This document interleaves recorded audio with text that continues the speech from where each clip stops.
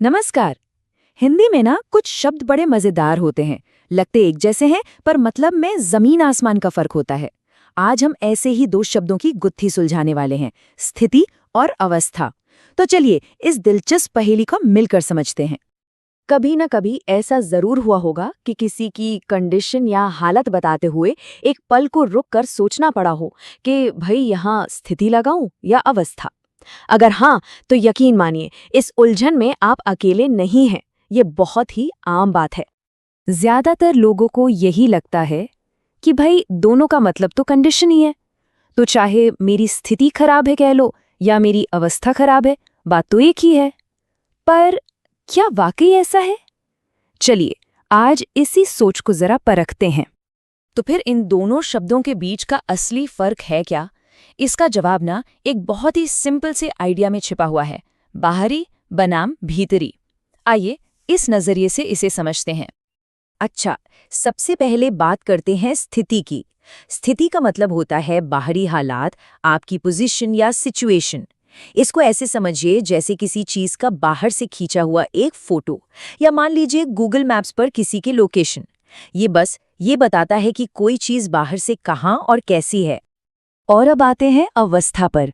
अवस्था का लेना देना है किसी की अंदरूनी हालत से, किसी प्रक्रिया के अलग अलग पड़ाव से या किसी के आंतरिक गुण से। इसे जिंदगी की किताब के एक चैप्टर की तरह सोचिए, या जैसे चांद घटता बढ़ता है ना, बस वैसे ही ये अंदर चल रहे बदलाव को दिखाता है। तो अगर हम दोनों को आमने सामने रखें तो देखिए तस्वीर एकदम साफ हो जाती है।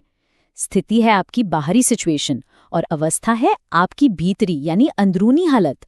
बस यही है इन दोनों के बीच का सबसे बड़ा फर्क। अगर इसे एक लाइन में याद रखना हो तो बस इतना समझ लीजिए। स्थिति बताती है कि कोई दुनिया में कहाँ है, जैसे उसकी आर्थिक स्थिति या सामाजिक स्थिति। और अवस्था बताती है कि कोई अपने अंदर से कैसा है, जैसे उसकी मानसिक अवस्था या शारीरिक अवस्था। चलिए अब कुछ ऐसे उदाहरण देखते हैं जहां ये नियम टूटता हुआ सा लगता है और बात और भी मजेदार तरीके से सामने आती है। इससे ये कॉन्सेप्ट बिल्कुल साफ हो जाएगा। जरा इस वाक्य पर गौर कीजिए। वह अपनी बुढ़ापे की स्थिति से परेशान है। कुछ खटक रहा है ना? इसे सुनते ही लगता है कि यार ये कुछ सही नहीं है। लेकिन सवाल यह है कि आखिर ये सुनने में इतना गलत लग क्यों रहा है? स्थिति भी एक तरह की कंडीशन है और बुढ़ापा भी, तो फिर गड़बड़ कहाँ है? देखिए जवाब बहुत सीधा सा है। बुढ़ापा कोई बाहरी पोजीशन या सिचुएशन नहीं है, वो तो जिंदगी का एक पड़ाव है, एक अंदरूनी बायोलॉजिकल प्रोसेस है। इसीलिए यहाँ स्थिति फिट नहीं बैठता, बल्कि अवस्था शब्द ही सही है। तो सही वाक्य क्या होगा? वो अपनी वृद्धावस्था से परेशान है। और यहाँ एक और बड़ी दिलचस्प बात है, अक्सर ये दोनों शब्द कारण और प्रभाव की तरह जुड़े होते हैं। मतलब स्थिति कारण बनती है और अवस्था उसका असर होती है।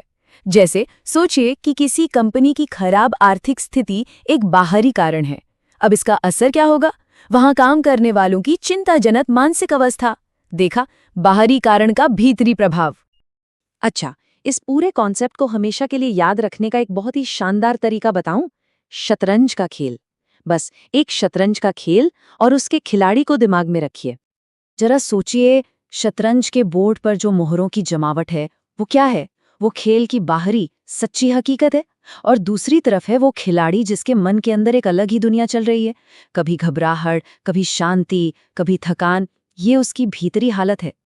तो शतरंज के बोर्ड पर जो चालों की पोजीशन है वो है स्थिति, और खेल के दौरान खिलाड़ी के मन की जो हालत है वो है अवस्था। एक है बाहरी खेल और दूसरा है भीतरी खेल। और यही बात इस फर्क को सबसे अच्छे से समझाती है।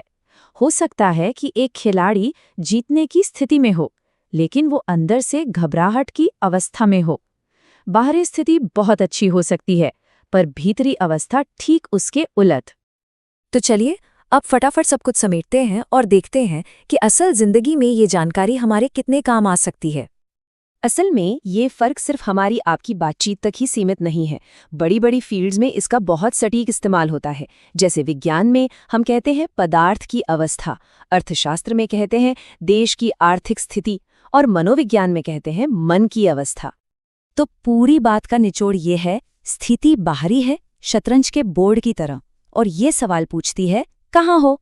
वहीं अवस्था अंदरूनी है, खिलाड़ी के मन की तरह, और ये सवाल पूछती है, कैसे हो? हम हमेशा अपनी स्थिति यानी अपने बाहरी हालात को कंट्रोल नहीं कर सकते, ये सच है। लेकिन क्या हम अपनी अवस्था यानी अपनी भीतरी दशा पर काबू पा सकते हैं? ये सवाल भाषा की समझ से कहीं आगे जाकर हमें जिंदगी के बारे में सोचने पर मजबूर कर देता है।